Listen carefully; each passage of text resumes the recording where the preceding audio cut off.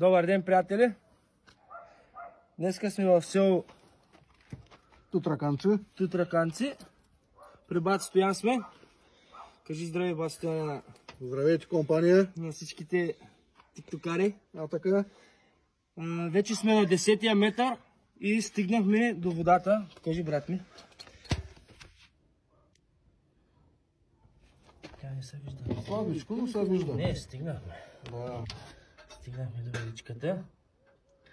Отстрани, така. Втори ни кладенец. Утре започваме процедурата с правенето на водния стълб, поръчването на тръбите, фракцията и запълваме и сме топ. Тик-ток. За следващия.